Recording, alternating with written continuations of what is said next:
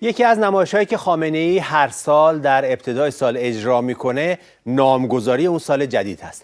امسال هم به طور خاص سال 1401 نامگذاری کرد سال رو و اسمش رو گذاشت تولید، دانش بنیان، اشتغال آفرین. بزنین اول از زبون خودش بشنویم و ببینیم.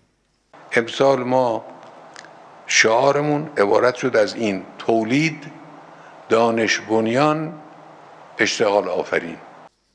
بله، حالا در رابطه با این نامگذاری سالانه خامنه‌ای و به طور مشخص امسال گفتگوی داریم با بابک. میخوایم ببینیم که بالاخره هدف خامنه‌ای از این اسمگذاری به این صورت چی بود و به نظر میاد که دیگه همه مشکلات تولید حل شده بود، فقط مونده بود این نامگذاری تو تحویل سال انجام شه. بله، تو ایران تحت حاکمیت آخوندا و همین آخونده جسم ناقص چپاولگر همه مشکلات منتظره، یعنی تولید و اشتغال منتظره که سال تحویل بشه، این آخوند بیاد و یه دونه اسم بذاره. نه برنامه ریزی میخواد، نه تخصص میخواد، نه بودجه میخواد، نه کارخونه. 365 روز باید وایسیم تا این بیاد یه اسم بذاره و تولید، مسئله تولید و اشتغال و دانش بنیان همه با هم یه جا حل بشه. داستان خامنه‌ای مثل داستان همون ضرب‌المثل معروفه که میگه برعکس نهن نام زنگی کافور. یعنی در حقیقت کسی که مسئول نابودی همه تولید، همه دانش از بنیان تو ایران هست و همه اشتغال رو یه جا نابود کرده، میاد فیگور میگیره و اسم سال رو میذاره. اسم سال هم گذاشته چی؟ تولید و دانش بنیان و اشتغال آفرینی. حالا من فقط بهش میگم یک کلمه، فقط یک کلمه، یه جمله راجع به این دانش بنیان اگه توضیح دادی، تونستی توضیح بدی، قبوله. باور کن نمیتونه.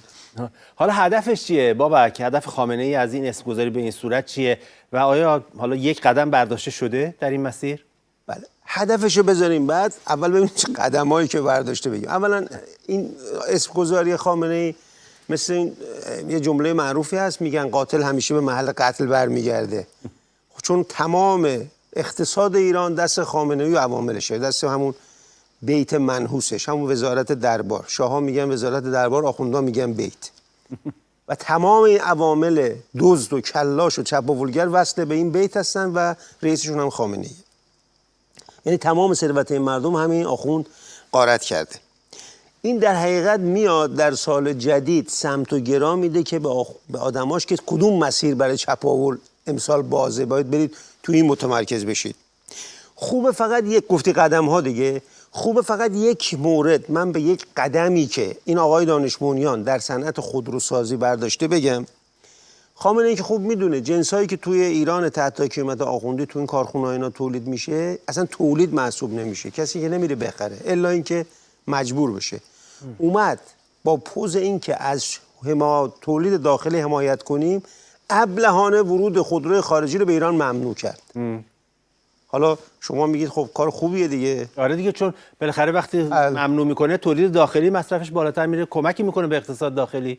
خوبه. بله، در تئوری درسته، اما آدم باید اول شاهو بدزده بعد اول منا رو بکنه، بعد اول شاهو بکنه بعد منا رو بدزده. ما از خامنه‌ای میگیم خودمون هم چیز میکنیم. اول باید شاهو بکنه بعد بره منا رو بدزده. یعنی اول باید کارخونه باشه، یه مدیر لایقی توش باشه، یه متخصصینی که دل به کار داشته باشن که تولیدی بکنه که بشه ازش حمایت کرد.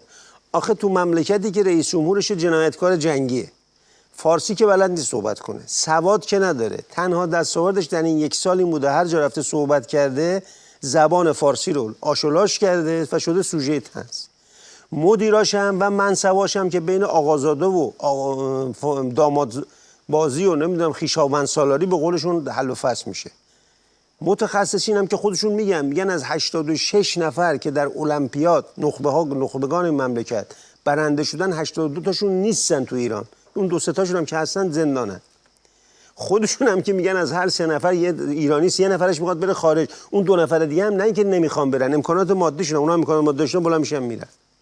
خب آخه تو این چنین مملکتی صحبت از تولید و حمایت داخلی خیلی حرف بی ربطیه، اونم از دهن کسی که خودش مسئول همه این فضاحت هاست. حالا نتیجه این مسیر تا حالا چی بوده؟ مثلا آیا در زمینه ساخت خودرو به خودکفایی رسیدن؟ بله، ببین خودکفایی خودرو نرسیدن. رژیم در یه زمینه به خودکفایی رسیده، اونم تولید. آدم کلاش، جانی، چپاولگر شارلاتان پشت هم انداز. در این زمینه نه تنها خودشفا شده، مازادم داره، میتونه بفرسته خارج کشور، تولید انبوه میکنه. بله، تولید انبوه. طوری که یه دونه از اینا رو اگه بفرستن ژاپن، یک شب اونجا منصب بگیره، اقتصاد ژاپن رو برمیگرده به زمان سامورایی ها. یعنی اونقدر تأثیر مخرب دارن این تولیداتی که تولیدات خامنه‌ای. اما جواب سوالی که کردی، خود رسانه‌های رژیم دادن. ببین وقتی یه آخوند بی سواد که هیچ علم و علومی نداره میاد یه سری فضولی‌های گنده‌تر از دهنش میگه و صحبت‌هایی میکنه که میلیون‌ها سال نوری با عقلش فاصله داره، نتیجهش این میشه. مثلا در صنعت خودروسازی الان یه خودروهایی میسازن، خودروهای داخلی، همین که میگه تولید داخلی، که وقتی با شتر، این مثال واقعی میزنم، با شتر تصادف میکنه، شتر سالم میمونه. متاسفانه سرنشینان خودرو همگی جام میبازن. آخرش هم خودرو معلوم نیست خودرو بوده، خود کارشناسای رژیم میگن یک ورقه آهن لوله شده گیر ما میاد. تازه قیمت همین آشغال، همین بنجل که خود کارشناسای حکومتی بهش میگن عرابه مرگ، تو ایران هست 150 تا 190 میلیون تومان. یعنی با قیمتی که در یک کشور دیگه میشه یک خودرو خیلی شیک، مدرن، مطمئن و با گارانتی خرید. خودروهایی که این آقای دانش بنیان تو کارخونه هاش میسازه، ایربگ، یعنی کیسه هوایی که موقع تصادف باز میشه، که این از ایمنی، نکات ایمنی و آپشن های ایمنی است که خیلی وقت تو ماشین ها تعبیه شده، توی تصادف ها باز نمیشه. یه نمونه توی تصادفی توی یک بزرگراه در بهبهان انجام شده، نه خودرو یه دونه، نه ایربگ یه خودرو، ایربگ هیچ خودروی به اصطلاح تولید داخلی این آقای دانش بنیان باز نشده. خوب یه کلیپی از تلویزیون خود رژیم و سرکرده راهنمای رانندگی رژیم ببینیم در این زمینه، بعد ادامه بدیم. کمتر از یک هفته از تصادف زنجیره‌ای که در محور بهبهان رام هرمز رخ داده بود میگذره و همونطور که در تصویر مشاهده میکنید یک خودرو پژو پارس هستش، مدل 1400 از شرکت ایران خودرو، و با وجود آسیب جدی که دیده متاسفانه هیچ کدوم از کیسه های هوا باز نشده. این خودرو L90 هم از شرکت پارس خودرو، هر دو کیسه هوا باز نشده.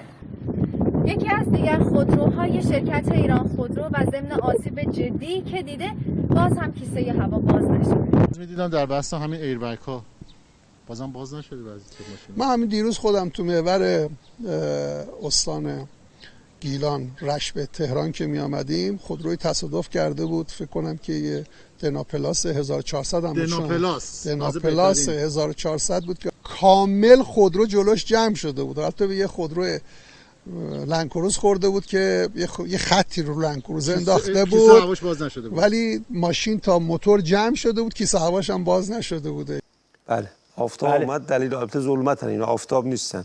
اینم از شهادت آن. ما در مورد ایربگ که اصلا تکنولوژی محسوب نمیشه، چیزی پیش افتاده که همه خودروها دارن. البته بابک اگه مثلا یه چنین اتفاقی تو کشورهای دیگه بیفته، واقعا مثلا اون کارخونه مربوطه با مشکل جدی روبرو میشه تا ورشکستگی و غرامت و مشکلات خیلی زیاد روبرو خواهد شد.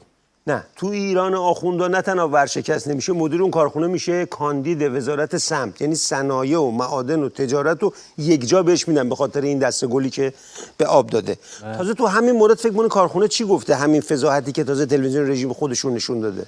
حتما مثلا وعده داده بررسی میکنیم. نه بابا، با زبون دراز اومده گفته که اون شدت مورد لازم و زاویه متناسب با تصادف نبوده که ایربگ باز نشه. حالا تصادف در جاده بین شهری اتفاق افتاده، میگه سرعت لازم نبوده که مثلا چه سرعتی باید دیگه باشه جاده بین شهری. گفته ایربگایی که ما طراحی کردیم تو هر سرعتی باز نمیشه.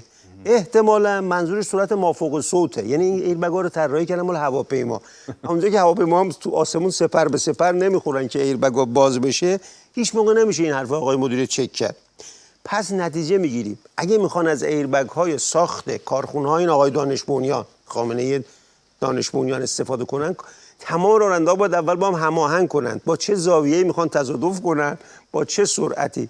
یه چند بارم مانور کنن که بگه مثلا قرار بزنن میگه با سرعت 100 کیلومتر میزنیم به هم ببینیم. یعنی اگه مثلا 99.9 کیلومتر باشه ایربگا بازه، یعنی باید قبلا مسیر رو کنترل کنن تا این ایربگ آقای دانش بنیان که خیلی دانش بنیان و علمی ساخته شده تو اون زاویه باز شه، چون تو هر زاویه‌ای باز نمیشه.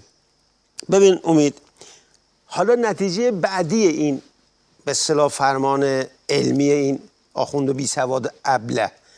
وقتی این کارخونجات شیاد و دزد، چون مدیراش همش نفرات خامنه ای هستند دیگه، ایران خودرو و سایپا و فلان، فهمیدن که رقیب ندارن، چون اصلا خامنه ای عمدن این کارو کرد که این جنسای بنجل فروش بره دیگه، اومدن یک کار دانش بنیان دیگه هم کردن. دقیقاً با دانش فهمیدن که ضخامت باکا رو باید کم کنن، کلی فلز صرفه جویی میشه و این میره تو جیبشون. یعنی خیلی علمی و منطقی راه سودجویی رو در آوردن. نتیجه چی شد؟